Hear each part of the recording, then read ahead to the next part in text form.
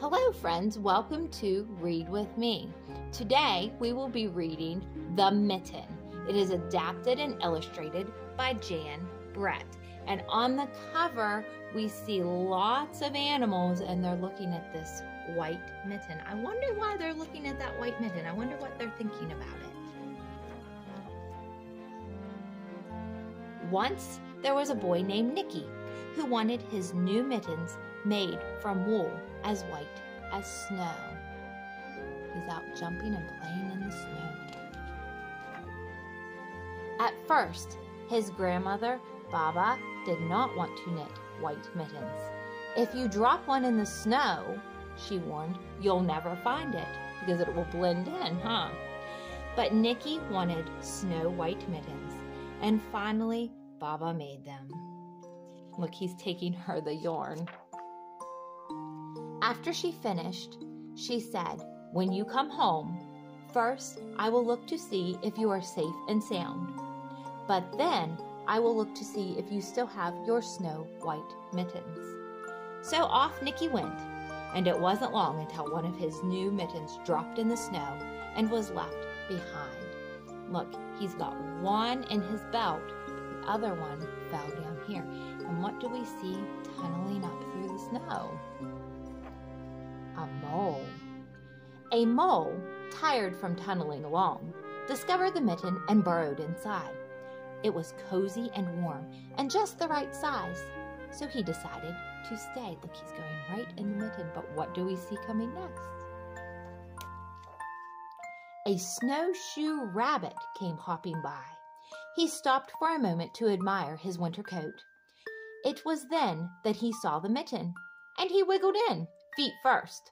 The mole didn't think there was room for both of them, but when he saw the rabbit's big kickers, he moved over. Look, the mole didn't want to share, but he decided to because the rabbit's big feet. And now what do we see coming? A little hedgehog. Next, a hedgehog came snuffling along. Having spent the day looking under wet leaves for things to eat, he decided to move into the mitten and warm himself. The mole and the rabbit were bumped and jostled, but not being ones to argue with someone covered with prickles, they made room. Look, they didn't want to argue with his prickles, so everybody's squeezing in. And now we're going to have an owl stop by. As soon as the hedgehog disappeared into the mitten, a big owl, attracted by the commotion, swooped down. When he decided to move in also, the mole, the rabbit, and the hedgehog grumbled. But when they saw the owl's glinty talons, they quickly let him in. They're not going to argue with him either. I think they're going to be stuffed in that mitten. And now what's coming next? Do you see a little badger peeking out from underneath the tree? Up through the snow appeared a badger. He eyed the mitten and began to climb in. The mole, the rabbit, the hedgehog, and the owl were not pleased. There was no room left. But when they saw his diggers, they gave him the thumb. They say, "Come on in." And now we're going to have a fox come next. Do you think this mitten is going to hold all of these animals? I'm not so sure. It started snowing, but the animals were snug in the mitten. A waft of warm steam rose in the air, and a fox trotting by stopped to investigate. Just the sight of the cozy mitten made him feel drowsy. The fox poked his muzzle in. When the mole, the rabbit, the hedgehog, the owl, and the badger saw his shiny teeth, they gave the fox lots of room. And look, you can see the fox's nose starting to come out the other side. And now the little boy has woke up the bear, and the bear, do you think the bear can fit in this mitten? I think it might be stretched enough. A great bear lumbered by. He spied the mitten all plumped up. Not being one to be left out in the cold, he began to nose his way in. Oh no, this bear is not going to fit in here. The animals were packed in as tightly as could be. But what animal would argue with a bear? The mitten swelled and stretched. It was pulled and bulged to many times its size. But Baba's good knitting held fast. And now I think we're going to have one last animal, a teeny tiny mouse. Along came a meadow mouse no bigger than an acorn, she wriggled into the one space left and made herself comfortable on top of the great bear's nose. They are all squeezed in that mitten, and now Nicky is looking down and he notices he only has one mitten, and his Baba is not going to be happy with him.